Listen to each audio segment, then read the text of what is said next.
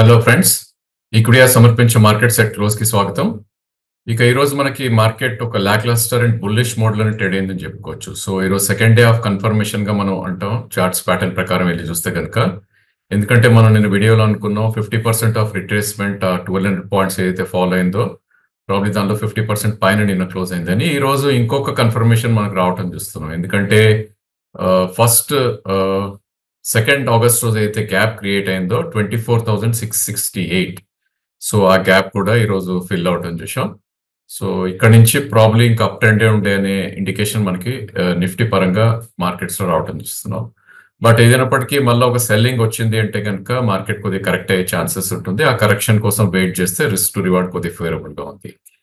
So ఈరోజు opening మనం చూస్తే కనుక 24,648. సో ఆల్మోస్ట్ ఒక క్లియర్ గ్యాప్ అప్ దగ్గర ఓపెన్ అవటం చూసాం. సో నిన్న closing 572, about 60-70 points gap up.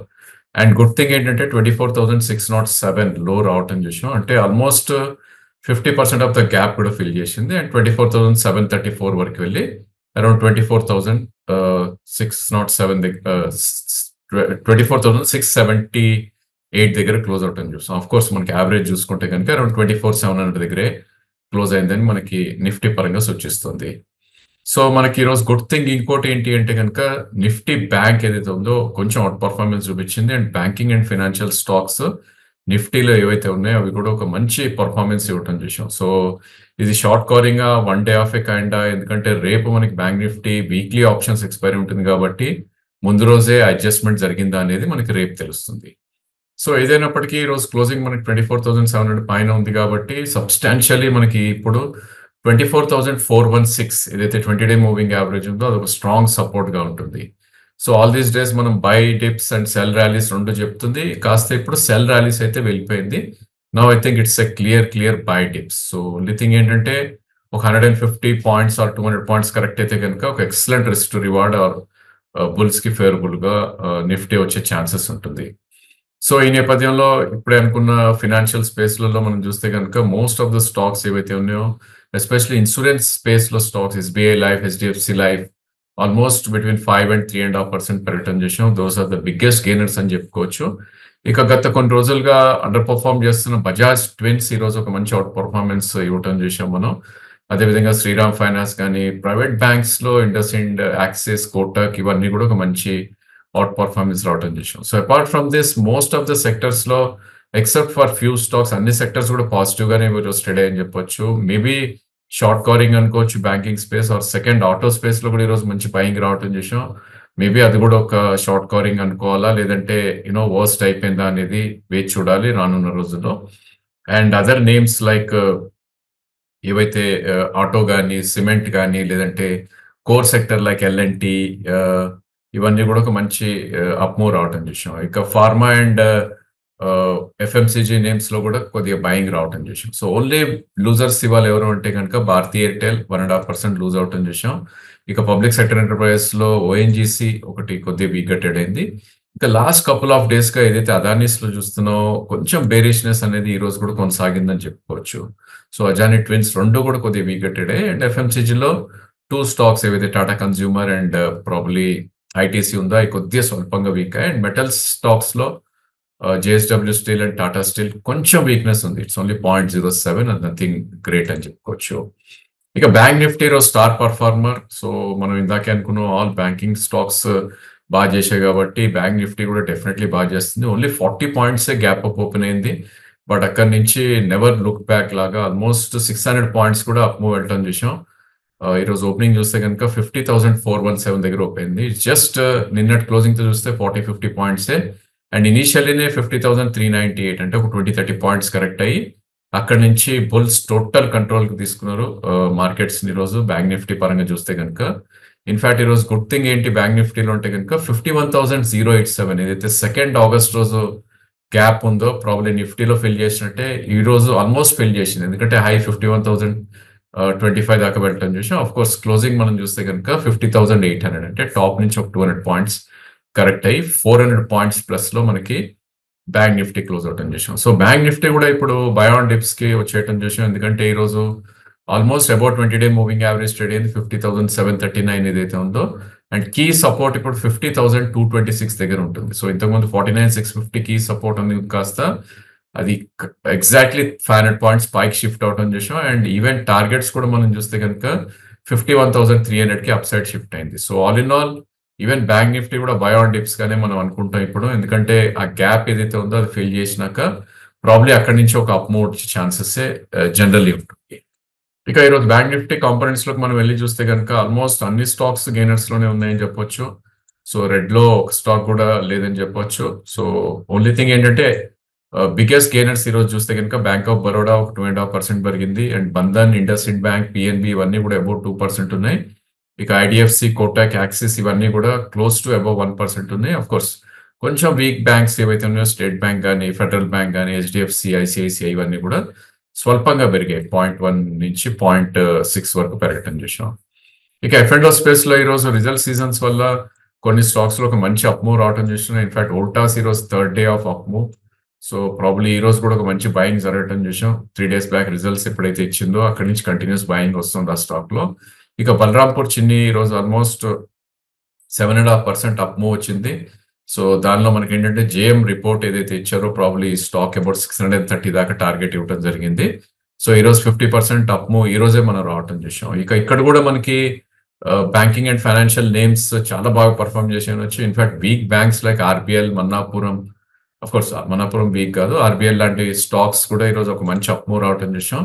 Of course ఇలాంటి స్టాక్స్ లో we shouldn't venture out buying కి. రీజన్ ఏంటి అంటే కనుక ఇవన్నీ కూడా RBL especially below 200 moving average trade అవుతుంది. ఇక other names like Manappuram, REC, PFC, insurance లో ICICI Pru, Chola, AB capital, M and M finance, L and T finance ఇవన్నీ కూడా ఒక మంచి అప్ మూవ్ రావటం చూసాం. ఇక టైర్ స్పేస్ లో కొంచెం గ్రీన్ బార్స్ మనకు కనపడ్డాయి. అపోలో టైర్ కానీ, బాలకృష్ణ కానీ, క్యాపిటల్ గుడ్స్, కమిన్స్ లాంటి స్టాక్స్ లో కొంచెం మూవ్ రావటం చూసాం.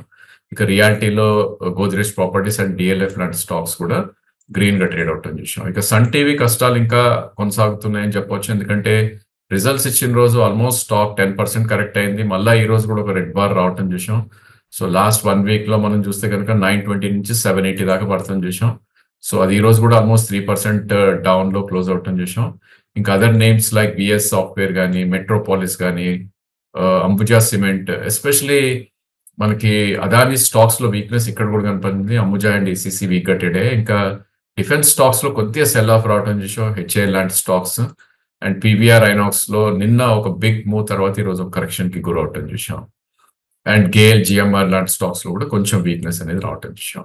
ఇక క్యాష్ సెగ్మెంట్ లోకి వెళ్ళి చూస్తే కనుక మనందరం చాలా ఫాలో అయ్యే పూనావాలా ఈరోజు ప్రైస్ వాల్యూమ్ బ్రేక్అవుట్ అయితే రావటం చూసాం. బట్ దీన్ని గమనించాల్సింది ఏంటంటే బిలో 200 మూవింగ్ యావరేజ్ ట్రేడ్ అవుతుంది. ఇంకా మన గత వీడియోస్ లో అరౌండ్ 331 దగ్గర ఒక మేజర్ సపోర్ట్ ఉంది అని చెప్పాం. సో ఆల్మోస్ట్ అక్కడి నుంచే రివర్స్ అయింది. 340, 350 నుంచి కరెంట్లీ 400 ఉంది. సో ఈ స్టాక్ లో average volume about 15 to 20 lakhs అయ్యేది. ఈ రోజు 1.2 crores వాల్యూమ్ జరిగింది. సో 420 మనకి 200 moving average. So current market price 400 ఉంది. మేబీ 420 క్రాస్ అయితే కనుక 436 నుంచి 470 దాకా వెళ్ళే ఛాన్సెస్ ఉంటుంది. సో రిస్క్ టేకర్స్ ఎవరైతే ఉంటారో మేబీ 376 స్టాప్ లాస్ పెట్టుకుని అటెంప్ట్ చేసే ప్రయత్నం చేయొచ్చు యాజ్ ఎ కౌంటర్ ట్రెండ్. ఎందుకంటే ట్రెండ్ ఇంకా సైడ్ వేస్ లోనే ఉంది. అఫ్ కోర్స్ బేరిష్ అయితే లేదు, బికాస్ కరెక్షన్ ఒక స్టీప్ కరెక్షన్ చూసాం కాబట్టి. సో సైడ్ వేస్ లో ఉన్నప్పుడు కొద్దిగా కేర్ఫుల్ గా ఉండాల్సిన సమయం ఇది. అదేవిధంగా బ్రోకింగ్ నేమ్స్ ఏదైతే బ్యాంకింగ్ ఫైనాన్స్ వస్తాయో మోతిలాల్ అండ్ యాంజిల్ లాంటి స్టాక్స్ లో మనకు ఒక అప్ మూవ్ రావటం చేసాం.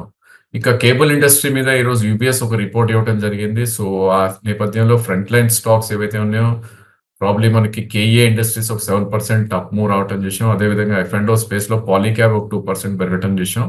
బట్ ఈ స్టేజ్ లో కొంటే it's not a great idea. ఎందుకంటే ఎవ్రీ టైమ్ ఇలాంటి రిపోర్ట్ వచ్చినప్పుడు 1 or 2 days బయింగ్ జరిగి దాని తర్వాత మళ్ళా సెల్ ఆఫ్ కూడా రావటం చూస్తున్నాం immediately. So risk reward is not good అని చెప్పుకోవచ్చు.